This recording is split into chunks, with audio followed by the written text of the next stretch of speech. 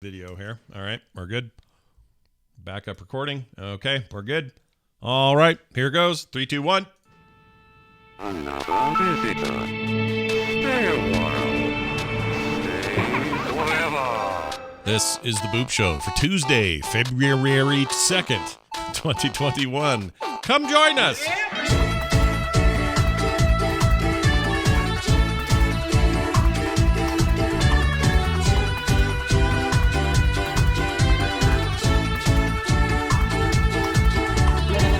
Hey everybody, welcome back to the Boop Show. It is Scott and Brian doing indie fun, yippity yay, get it video game time. Woo!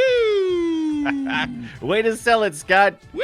We're doing the indie gaming yippity yo fun time. Yeah, it doesn't sound like much when I describe it like that, but it really is. But we come to you today, a little tired, a little beat up today. Twitch had problems all morning. There's all kinds of problems for me. Yeah, it's February. I saw that. They had and it was only related to those who were trying to go live, and I saw it plummeted as far as issues around lunchtime, my time, Eastern time. Yeah, because if you were already on, you were good. Yeah, if you were trying to get in, it's all about the ingest server, baby. Mm-hmm. They couldn't ingest us, and I as a can't result, take anymore. I'm all full. effed my day up. But it's okay. I got a bunch of other stuff done, and now it's all working. We're back. We got a live show going on. We got people in the chat. I got things to talk about. I will tell you that today for lunch, I decided to pause and take 2 frigates, break them apart, and sell them for bits and parts. I cannot get enough of Shipbreaker. Wait, hold on a second. What's this game called again?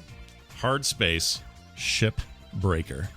Oh, do you like that game? I think I might really like that game. Yeah, I really like it, dude. Like I've heard it is getting on the level of Mad Max. It is. We're Fury creeping Road. up that territory. I mean, I'm just Right. so. I don't know if it's just the last couple updates or something, but I just am so compelled to keep going. It's That's just great. like, all right, I'm going to do this giant freaking ghost ship and see if I can get some money out of it. And then I'm going to go to bed. But then I'll finish and go, well, that went pretty well. Maybe I should do another one of these. So it's got a just one more ship problem going on. And it's killing me, man. It's really, really good. And yeah, on Sunday, I almost missed my D&D show because of it. I was playing, and I went, oh, my gosh, what time is it? And I had like 20 minutes till showtime. That's the best, though. I love that kind of stuff. Yeah. I got to get into it. You talk it up so much, but can I cross love your thing? Is that a possibility? Can you love something and me also love it? Yeah, of course. Of course. All right. Wait, did you get Shipbreaker? Is that what you're saying? No, but I thought about it. Oh, well, if your brain settles on doing it, I will not discourage you, and also I predict you'll love it. I think you'll like it. I really do. Is that your prediction? Yeah. Yeah, that's what I'm going to say. I know enough about you and your tastes that I think you'd like it. Now, I do think that there is for everybody who plays this game, first few minutes you're not exactly sure what the hell you're supposed to do. Oh. Because you don't know how to break a ship apart in your own head because there are no such things as these spaceships, right? So you don't know that you're supposed to go inside, turn off all the air compression stuff so you have equalized air with space and inside, and you don't have airlock problems, so you don't blow yourself out into the freaking furnace. There's little things like that once you go, oh, okay, this makes logical sense, then you're just whiz, bang, boom, man. You go up there, take off the stuff you need to, cut some nice lines, huck that into the furnace, move this over to the salvager thing, and oh boy howdy, right underneath you is a big old tray where you're supposed to put the real valuables, computers and furniture and stuff. Start chucking them down there with your tools, flying around like you've never flown, and it's great. That game rocks. All right, enough of that. Now this. Hey, by the way, you should sell your Stadia controller, because Stadia. Yeah, that's what I was just showing because I just had it up because that's my show and tell. Yeah. Anybody want a controller for Stadia? Now, Stadia is not dead yet. Okay, it's not dead yet. It's not completely dead, but they've kind of fallen back to the thing they were kind of hinting that they were going to do. They're not going to be concerned as much about game development as the system and the infrastructure, which is what that tells me. Yeah, it tells me they're at the stage where they're one more stage away from saying, "Yeah, we're done with this." Exactly. That's how exactly. This is gonna this is typical Google. I was not shocked at all when this announcement came out, and I came out. What is that word? Came out. But came out. But I still this has been one of the most comfortable controllers.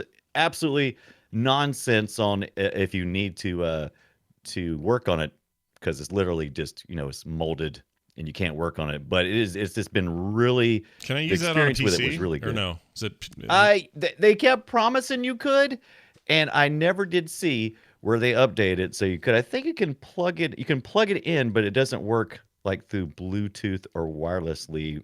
But you can do wired. But you can do wired if you had to. You just do a USB. I think it does do wired. It uses a USB-C connection, but otherwise it connects through your Wi-Fi. Is how it actually connects to your PC typically. Oh, right, because that's how they do their cloud business.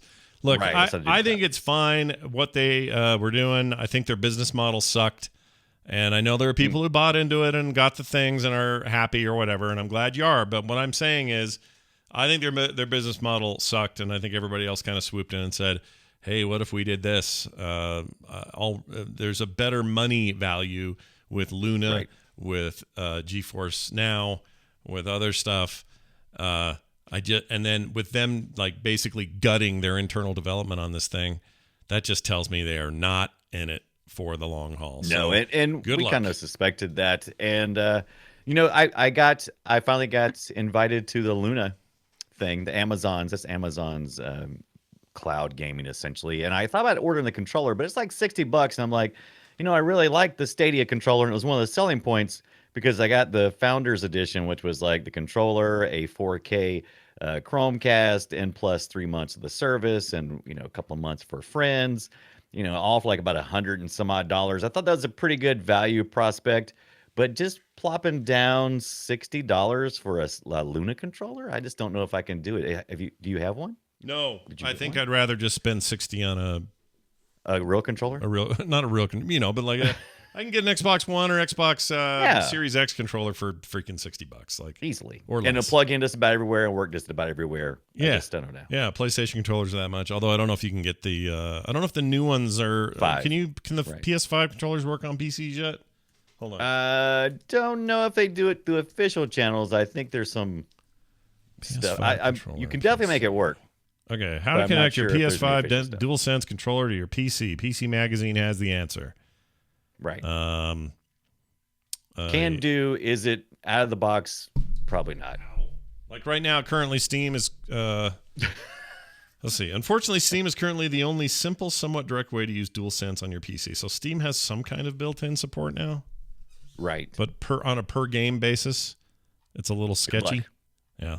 Right. Well, anyway, that was true of PS4 as well. I hope they get that worked out sooner because I think I might want one of those for my mine PC. I'm into it. Yeah, I'm into it as well. All right. Well, enough of that. Good luck, Stadia. It was nice knowing you. Here's this now. Oh, I already did this. I already pushed that. So I'm going to tell you about my game. All right. Brian, look, I'm into the weird games. You know that. You already know this. Not always down for just like standard stuff. I want to be shown something new. And as it turns out, I got something that's pretty freaking unique and new, at least in my opinion. And the game is called Kill It With Fire. Fire. Kill It With Fire. All right. So, I already like the name. Yeah, well, you're going to like it even more because think about this. Like what could happen in your house where you would want to kill it with fire? Give me an example. Oh, any type of arachnid is definitely going to be kill it with fire. Good news. This game is all about killing spiders. And chat room's getting also would right kill here. it with a flip flop. Oh my god. Yeah. Right? I see it now. Yeah. Oh my god, it just came out of a drawer. It did. No. Yeah. This, if you're seeing video, you're seeing the horror. Now, the game is this like on purpose, stylistically, it's this kind of low polygon count looking thing. Not the oh man, look at him kill that. It's not the most high definition looking or high fidelity looking game you've ever seen. But it does the job, and I think actually it works really well in its favor. Here's the goal of the game. You're in this apartment or house, I guess, and turns out it's full of spiders. And the first level is at least 10, but you don't know where they are. So you're going to different rooms, and sometimes the spiders are just like right there, and they scatter. and you know what's going on, and you're like, all right, time to kill that spider. You got this clipboard with you with your objectives on it, and your goal is to kill. You can kill with the clipboard, by the way, so that's one way to murder. I was going to say, so it's two purposes. Yeah, you have your mission stuff, and you can kill with it, but also you pick up other weapons and other tools as the game progresses, and I'll get into those in a minute. There's also a tracker that lets you sort of aliens style know when there's a spider near or far. In fact, the guy on the screen's using one right now. And you take on this living room, for example, just like you would any other living room, except you're going to just cause all sorts of horrible collateral damage in the process, because your goal is to kill every spider, and to do that, you kind of have to upend the place. And they're often behind things or in things that you don't expect, so they scare you. For example, you might pick your TV up, your flat screen, and then you'll rotate it, and then on the back will be a spider, and it will scare the shit out of you, and you'll throw your TV across the room. By the time I was done in here, half of this living room was on fire, TV was smashed, piano was tipped over, everything was all just garbage. Now, are you getting penalized for destroying your own furniture, or just... Nope. Goal is just to do the stuff on the list. Sometimes there's mystery quests on the list, so it isn't just kill spiders. That's always on there, but there's some other bonus things. And the more spiders you kill, the more you unlock potential locked things. So you'll see a little label on like a drawer or a door or something like that that will say 5 or 10 or whatever. And when you've killed 5 spiders, the thing with the 5 on it can be unlocked. And so in that might be some special tool you couldn't access before, or whatever it may be. In this case, this guy just found a door. That door can't be open until he has killed 2 of the total number of spiders, however many there are. There's a secondary goal on this level to kill a spider with a book, but I never did it. I could never kill one with a book for some reason. I tried, and he's trying to do it too. I was about to say, I thought I did it. Oh, he didn't do it. No, it's hard because you can't. I was going to say, he's not trying to kill it with just a book. He's killing it with a stack of books. Stack of books, yeah. And there's some where they're just single books, but I've had bad luck either way. But again, it's like the secondary objective that isn't going to matter too much in the overall scheme of things. You can finish the level without it, but you're going to want to pick up every single object in the room, rotate it, look at it. The way I learned how to do it is this guy's very meticulously rotating. I just pick stuff up and chuck it. And if there was a spider there, it moves.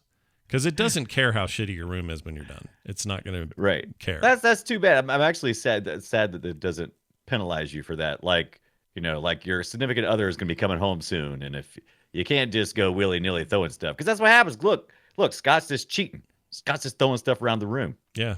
Well, the game lets you, is why. Yeah, I know. That's what I'm saying. You don't want Scott to be ruining the game. Yeah, and those spiders, by the way, if you don't get them right away, they'll go hide somewhere else, and then they're freaky. Here's some sound from the game to give you a feel for how that stuff goes. Here you go, right here. Give me it. Oh no! And then that music, that plinky horror music. No, not for me. And that little bit of like discordant violin sound and no all that. Way, man. No way. This is Nightmare in full daylight. No, thank you. Yep. My wife would hate this game is the one thing I came away from. She hates spiders, so she can't deal with it. And I found it to be quite the anxiety generator. It has really got me all kind of wired up. I saw overwhelming positive on the reviews, and I thought, well, I got to try this. I have to see what's going on. Yeah. People really seem to like it. And apparently it just gets crazier and crazier as you go. I'm only 3 big major levels in, but it just sort of goes and goes and goes. In a weird way, this is scratching my shipbreaker itch because I'm just tearing everything to pieces and just destroying this room to get rid of spiders. And there's something really satisfying about that. I'm trying to see if that's a GameCube on the TV over there. Is that? It's a GameCube-like. Right. They have a lot of that. In here, they'll have objects where you're like, oh, that's clearly supposed to be an old Xbox, or that's a VCR, or whatever. They're not like they're subtle nods, and they're not total ripoffs, but you can tell they're making references to stuff, And even when you think, oh, it's no way this toilet paper's got a spider on it, rotate it course around because there he is. Oh, No, that guy don't got the rotate book. around. Those spiders like to go down the tube, which is way more dangerous because you'll put your hand down the tube, your finger Yeah. down the tube. No Oh, good. yeah. You don't want that. Now, this toilet, don't want that. my memory is as soon as he goes in this bathroom here, is that the toilet, he's going to get the fire. Look at this. Yeah. Oh, dude. So look at this. We could. Oh, this is the part of the fire. So this is the kill it with fire part. Yeah, you can totally kill it with fire. But this is this is an early and also it's not even a significant weapon in the large scheme of things. I got far enough to get a shotgun, nice. a rifle, or not a, what do you call a handgun? A handgun. Not a handgun, a it. certain kind of handgun. A Glock. A This specific one. This guy doesn't realize all you have to do is get him a little on Revolver? fire, and he'll eventually die of the fire. He's not gonna. Well, that's what I'm thinking. I what I'm seeing so far, it absolutely deserves the overwhelmingly positive. It's a really good idea. It's a real good Yeah. package, but I am disappointed that there's not a level of difficulty that says, "Hey, you can't mess up anything while you're doing this. You gotta keep it clean," because that's how real life is. I mean, Yeah, you can't but it just would never happen because the game starts to give you insane tools. There's like vacuum cleaners that are on reverse, and their job is to just blow everything in the room all over the place until the spiders come out. Right. There's a Cheeto bag where you dump Cheetos on the ground, and then it lures the spiders out so that you can kill them more easily or get them to come out in mass or whatever. There's one spider that punishment though. Yeah. Punishment. Now, when you're there's a certain spider, a little purple one, that when you kill it, it splits off into 6 new spiders. So I'm just This saying. has happened where I live. There are small spiders, and when I say small, about this, less than this diameter of a dime. By the time you consider the body and the legs, so very small in comparison to most spiders. However, there seem to be a lot of them around here that are pregnant, and you'll hit them, and 100 little baby spiders come flying out. Yep. Don't care for that. Yeah, because if you pop their little egg sac and they got little fresh Yeah. babies that are ready to roll, it's bad news. They're not very big, but there's lots of them. I don't care for it. Now, I think this guy's about to get his gun. Let's see if this is that. I think this might be see, now this is like the big revolver. Oh, there's the revolver. There you go. So, of course, you want to be 6 gun. shooting that in the house, right? Right. You can rotate through these tools. There's tons of tools that come later. Things get real nuts later on. Like this is nothing. This is all pretty basic compared to what I saw later in the game. This guy doesn't know it, but if he lifts up that toilet seat, there will be a spider in there. But Well, of course he should know. He should know that. Without he even should looking. know that. That's but he's not the doing it. number one spot for a. Why does it keep shaking like that occasionally? So What is that about? that's a special ability you get out of the boom box that's by the toilet over there. Right. If you unlock the boom box, which you can only get if you kill a spider with a book, it will shake with its music so hard that a bunch of spiders will come out, and then you can kill a bunch at once instead of having to sneak around and find them all. So there's different environmental things like that where it affects the surrounding stuff. If this is the thing you're gonna buy, good news, you're not gonna break the bank. It's $14.99, pretty cheap. Right. It's kind of your average price for small indies like this. Developed by a guy named Casey Donnellan. He has his own little development studio where he just makes his own games, and it was published by Tiny Build, who, I don't know, Tiny Build more and more these days makes cool stuff I like. Tiny Build is always. I keep them in my list on Steam because they're always finding unique little small games and bringing them to market or however you want to describe I can't it. Whatever their role is exactly. stand their logo though. I hate their freaking logo. Yes, it was it the kid with the glasses is kind of just it looks like some Newgrounds ass looking 90s art. I hate it. Does. Yeah. I kind of like it though. It's I very don't. recognizable. I hate I definitely know it's Tiny Build when I see it. Well, that's true. I guess if that's what a logo's for, then they got you covered. Right. I guess if logo is for brand recognition, I guess. Yeah. I guess it works on that level. That's true. Now this guy just finished, so he's going to go leave, and you can go back and finish up any missions you don't do everything in. So there's lots of replayability, and go back and do it again. You unlock perks in between levels that you get points for how well you did, and then you use those perks to improve your dude. I mean, it's a video game after all. There's some progression, and it came out in August, and I missed it completely, and now I have it, and now I really like it. So go check it out. It's creative and funny without trying to be funny. It's hard to explain. Some games are hard to make funny. This game works pretty well. But it also is really going to get up your spine if you don't like spiders, and I mean it. It's freaky, dude. And you said $15? Yeah, $14.99, $15, yeah. Kill it with fire! Exclamation mark! Is that necessarily at the end of the title? Yes, it is there. You want to find it? Oh, yeah. Right. And it's also Epic, I should have mentioned. So Steam and Epic both have it. PC only, as far as I can tell. I don't know where all this would end up. You'd probably toss your Switch off the roof by accident. Well, I definitely want to play in VR mode. I mean, this is such a VR model type game. I don't even know if this thing's got VR. You didn't even look. Does it? I mean, it'd have to. I mean, it's built like it. I mean, it doesn't have whatever's to, though, built right? on looks like a million VR games I have. Let me look it up. Right now, you can pick it up on Fanatical for that's one of the places that get some game codes for like $12.63. So if you need to save, good $2.50, there you go. No VR support currently, but that may change. Not too bad. Yeah. At the moment, none. Anyway, It's a cool game. You guys should check it out. Next up, Brian brought something called Encodia. Encodia. Are you ready for some point and click adventure time? I am. I was, because I've played a lot of roguelikes and I've played a lot of Metroidvania types recently, and I was ready for something a little more Sam and Max. You know what I'm saying? A little more pointy, clicky. I just want to ride along with a really funny story, and that's what I got in Koja. It's a point and click. It's dystopian cyberpunk in Neo Berlin in the year 2062. And you play by directing your 9-year-old orphan Tina, or as they say in the European English, Teener.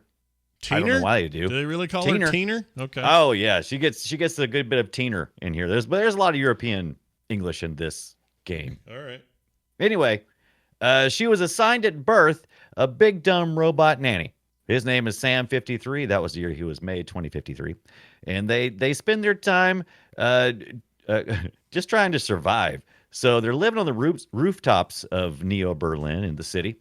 And like I said, they're orphaned.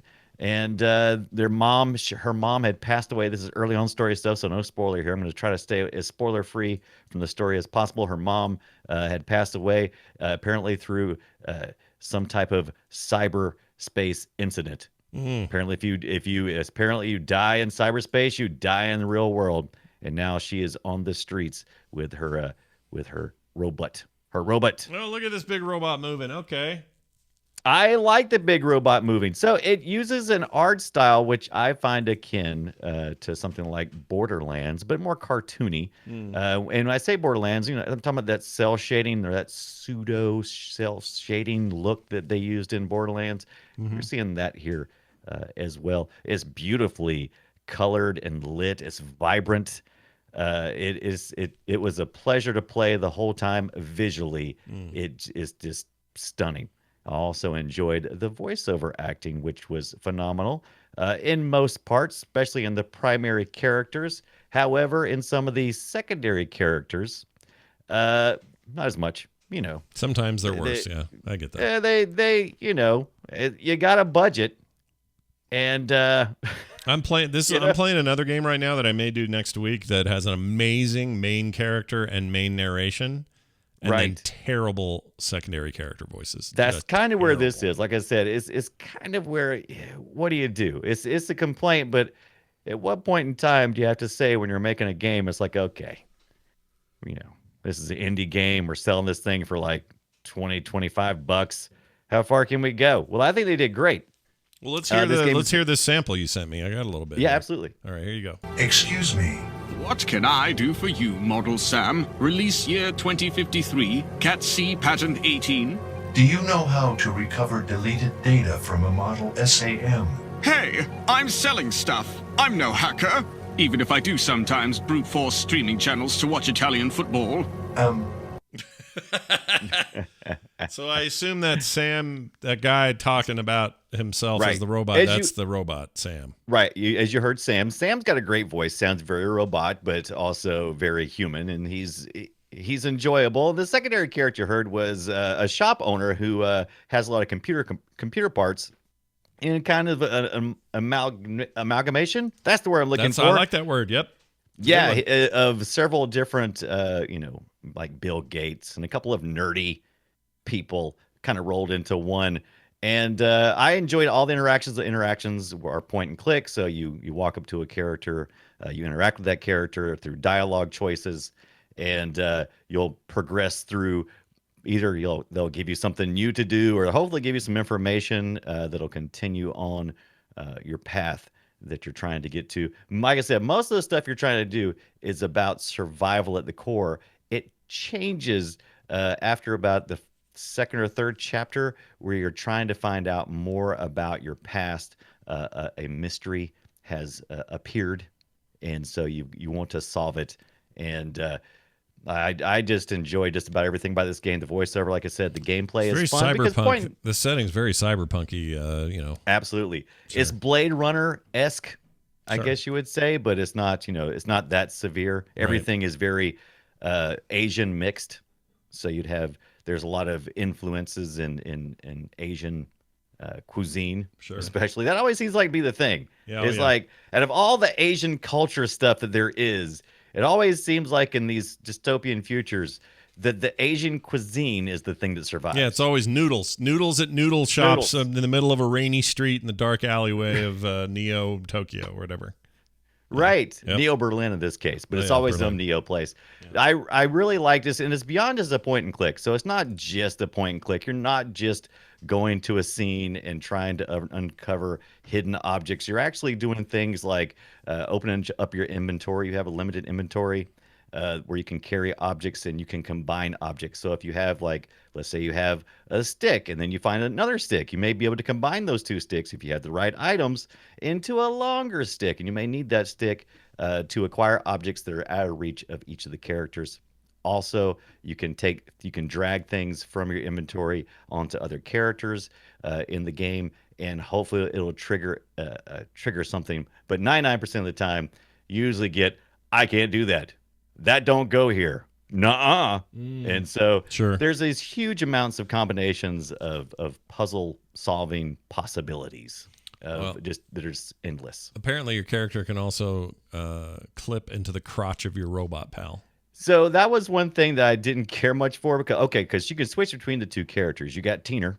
And you also have Sam. Yeah. And you can't interact with everybody with the human, and you can't interact with everybody with the robot. So you kind of have to pick and choose, and they'll usually let you know as you go. But one of the things I didn't care for is character positioning. So you'll see, like you said, it's like I just ran over my character. That's because when I walked up to the desk, I did with Tina, and she interfaced with the robot there. The robot said, "Can't talk to you." I said, "Okay." So I just instantly switched to Sam, and he walked over to interface, and as you can tell, the Yep. characters kind of So now collided. your robot wiener is jammed into the back of Right. Tina's head. Yeah. It's not to the point that it's very distracting, but it was like, well, I have to mark a little mark off that for that one. Slow. There you go. Yeah. Look at that. But Turns out but the 3D's developer- 3D's never, and 3D isn't as easy as we all think it is. oh Sometimes no, stuff happens. Yeah. so many collision possibilities. It's just it's insane. Yeah. Developer is Chaos Monger Studio. The publisher was Assemble Entertainment. I received this as a game code for review. Came out Tuesday, January 26th, 2021. So just recently.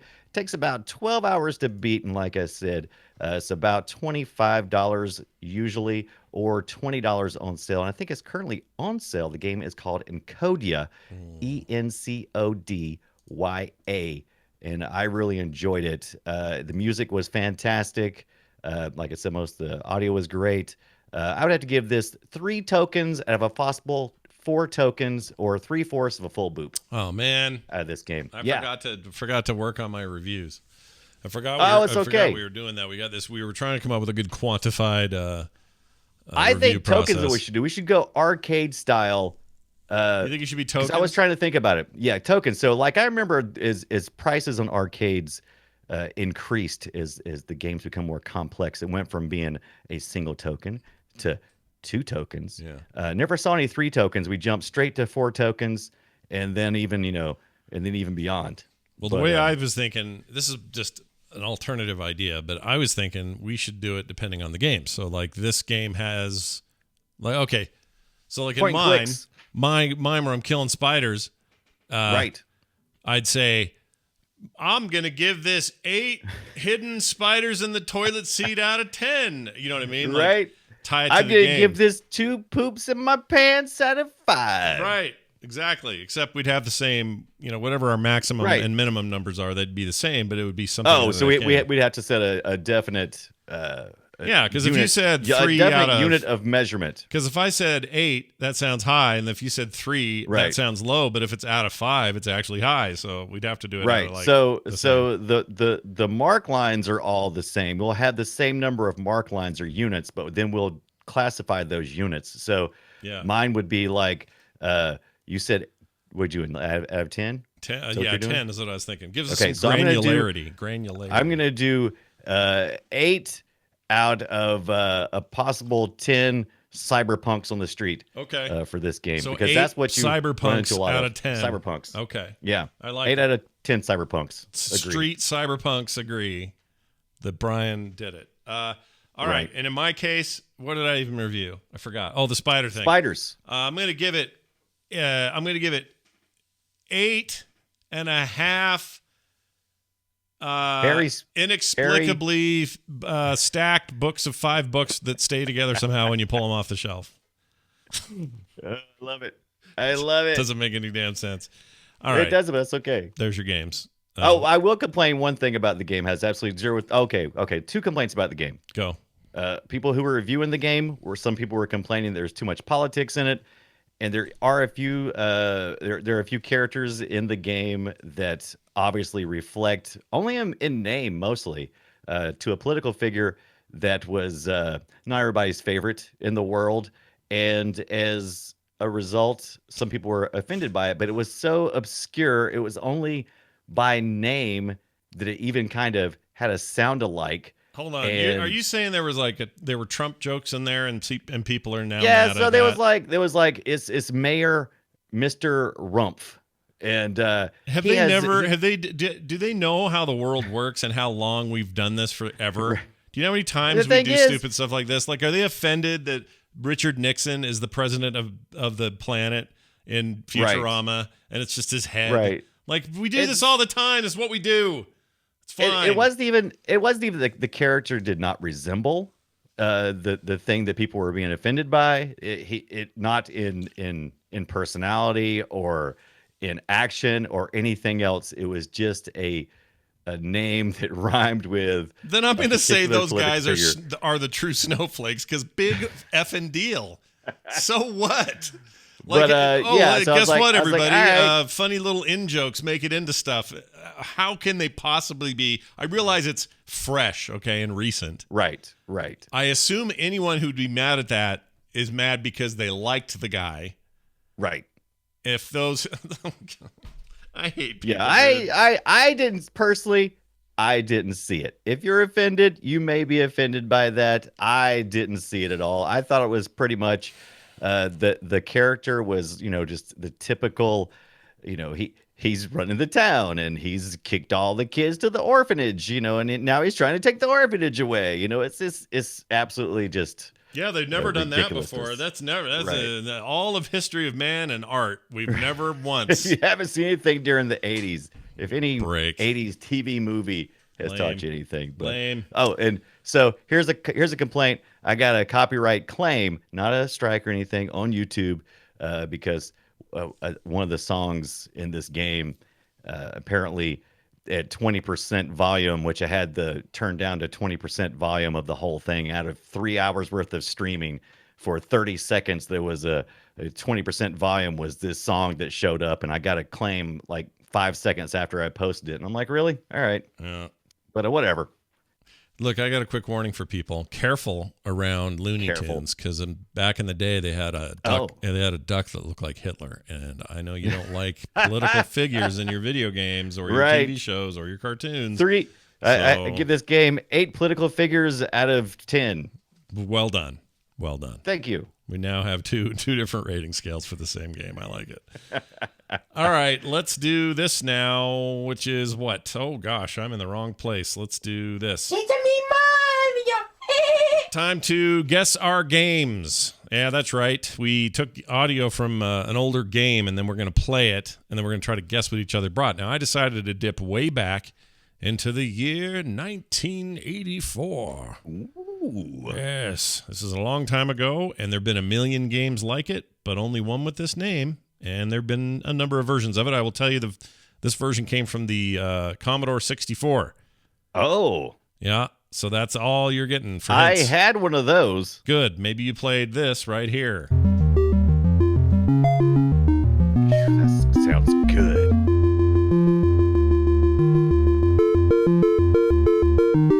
Wow. Wait.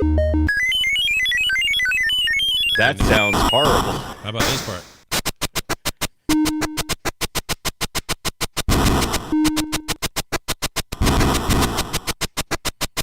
It sounds like a breaker game of some sort, like you're breaking something.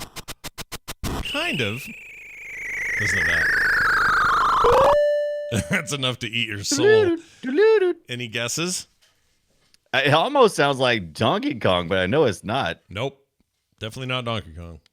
Now, I'll tell you, that intro music you played was really smooth, but then all of a sudden they decided to go into some kind of weird scaling. It of goes some from sort. it goes from That this hurt. That sounds fantastic. to this. Yeah. It's pretty rough. Calculating. Exterminate. So Exterminate. this game, I will give you another hint. It deals with you could say. Does it deal with space? No. I'll say it deals All right. with So it's abstract. Earth, but I mean that literally. It deals with Oh, Earth. interesting. Deals Uh-huh. with Earth. Literally. Think of what Oh, Earth so is- is it like a dig dug?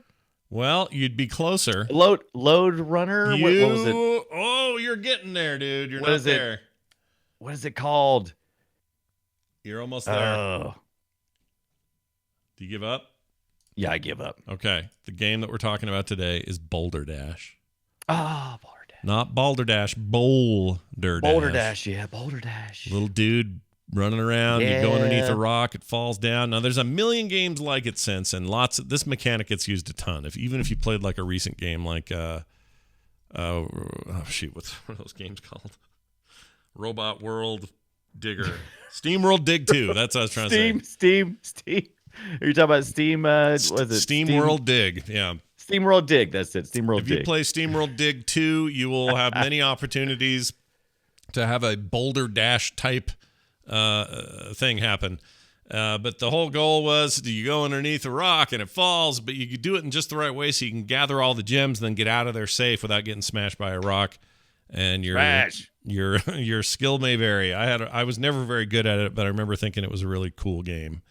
And what was it? Wasn't there one for the Mac called Loadrunner or something like that? yes, Or- Loadrunner, which we've actually done on this, we've done a Guess My Game before on, was a very different game though. Loadrunner let you go dig holes Right. that creatures would fall into, and then you could bury them again, but you had to hurry because other creatures were coming to get you, and there were multiple levels and stuff. So it's a little bit different, but a similar vibe, sure. Right. Yeah. I think that was a problem because I remember playing Boulder Dash on the Commodore 64, and then somebody said, you ought to play Loadrunner. And I was like, oh, it must be like Boulder Dash. And I don't think I ever played it, but I saw the cover art a lot, and I kept thinking, oh, it must be similar to it. Yeah, Loadrunner's cool. There's even like a new good-looking version of Loadrunner from some years ago, like in the early aughts, maybe mid-aughts. Border 2010s. Bund. Oh, Yeah, Broderbund, man. Look at those guys. yeah. And JVC published this version published the Nintendo version, I think. Yeah, the NES version was a JVC published joint. Ooh. Freaking JVC, dude. They were the worst. They mostly made cassette tapes for my home video. That's all I recording. had was that and like a million. Jeez, I had so many of those cassette tapes. All right. So there you go. Boulder Dash rather. Now, Brian, I'm Boulder going to play Dash. your thing. The year is 1997. Oh. This is a third-person shooter video game. Jesus. That's all I'm giving you. This was for only... the Microsoft Windows. Let's see. That is only 13 years after mine. That's crazy. All right, here it goes. I'm going to play it.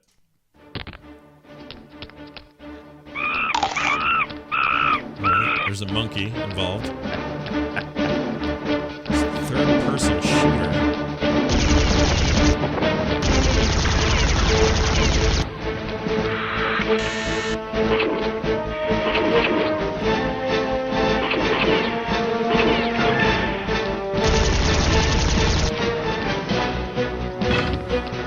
Is it a movie thing or no? Licensed? No, it is not a licensed game, but it is kind of movie-esque. It was to me, it was just a beautiful animation. Let me hear that again, the eating.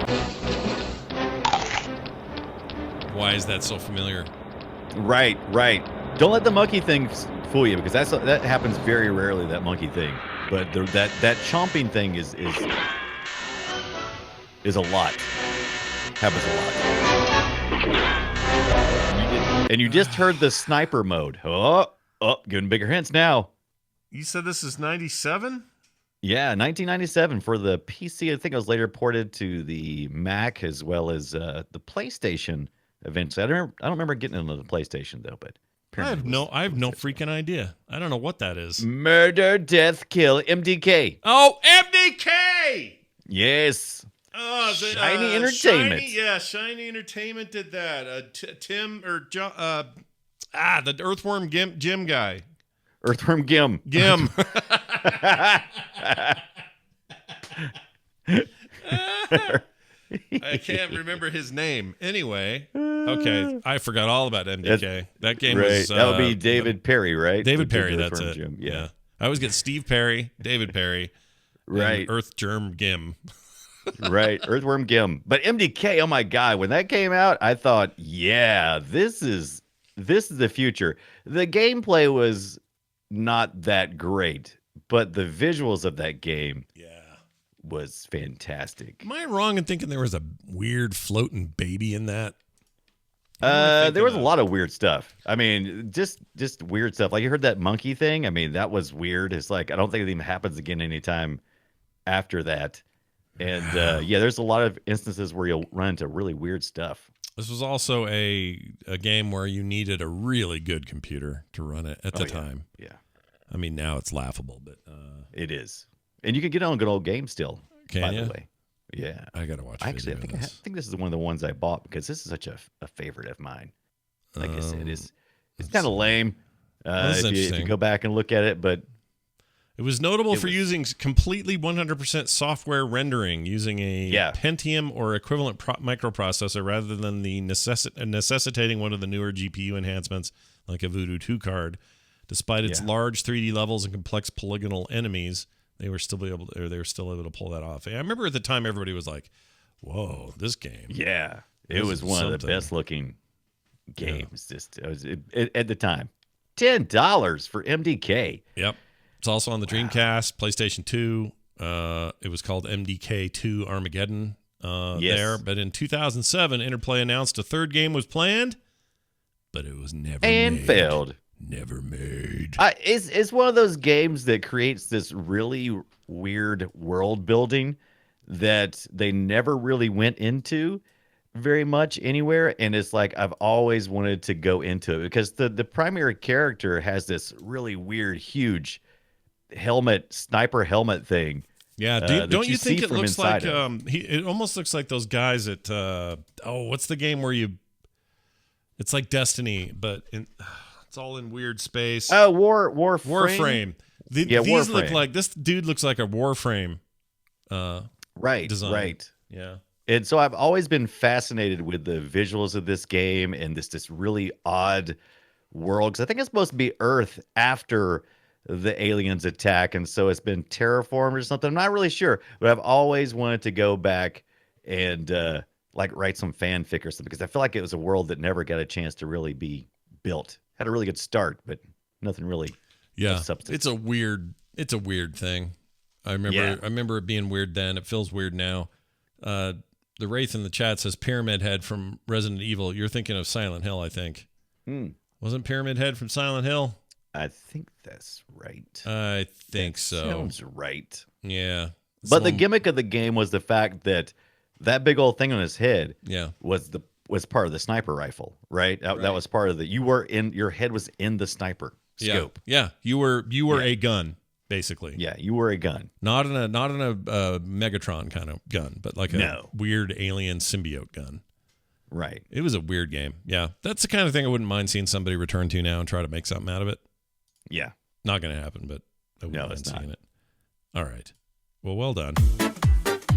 Time for us to entertain one of your emails. Yeah, that's right. One of your Entertain emails.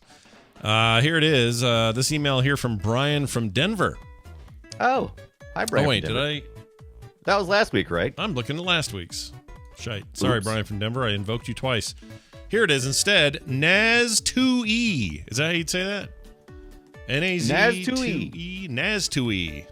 Because it's a number 2 and then an E. Right. NAZ2E. Anyway. That's how I would say it. That's a cool name. He says, hey, Scott and Brian, do you guys have any of your old 8-bit or 16-bit consoles hooked up to your TVs? I don't mean the new classic models with HDMI and such. I mean the old original boxes. Thanks and hope to hear this on the show. Well, NAZ2E, you are hearing it on the show.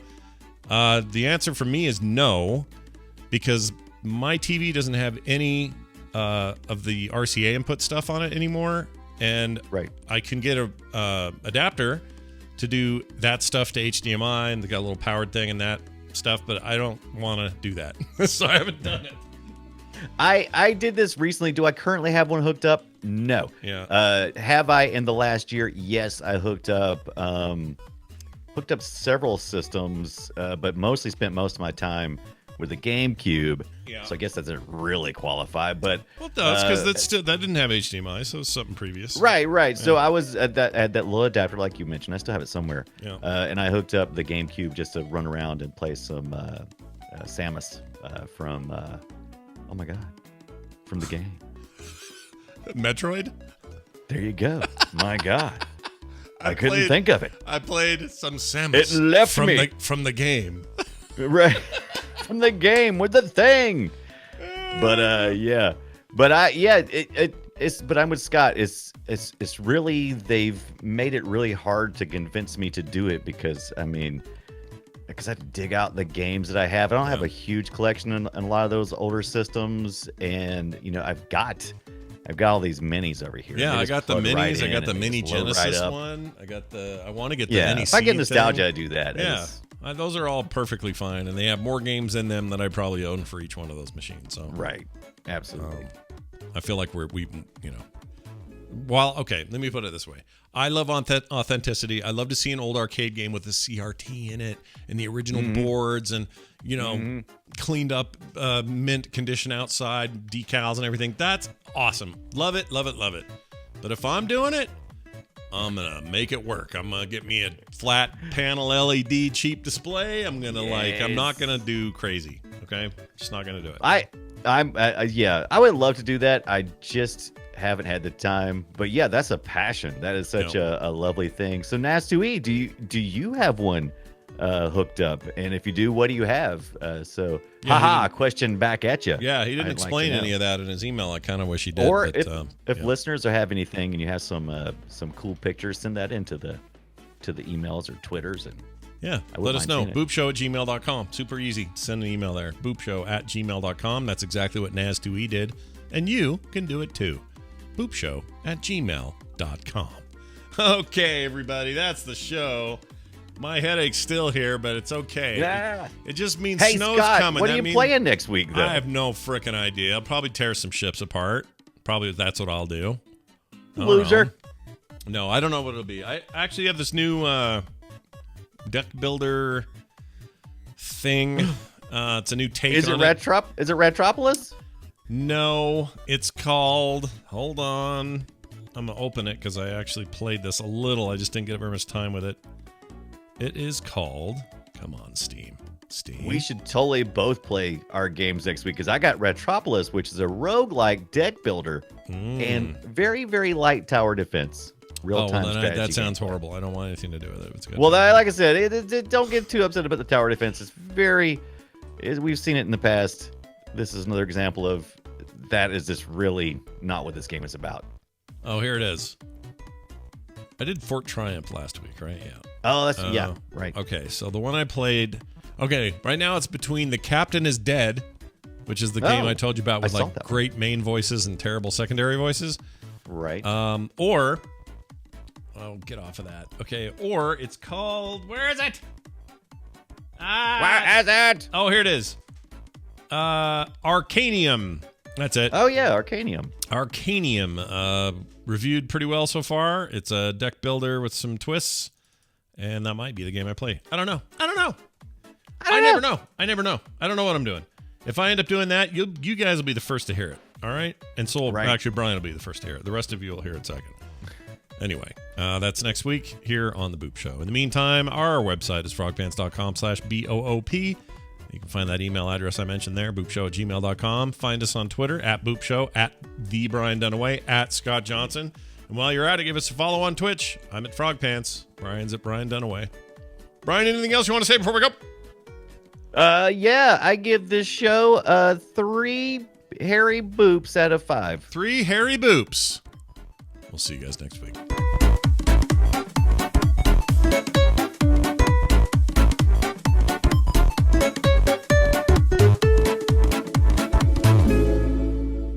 This show is part of the Frog Pants Network. Frog Pants Network. Get more shows like this at frogpants.com.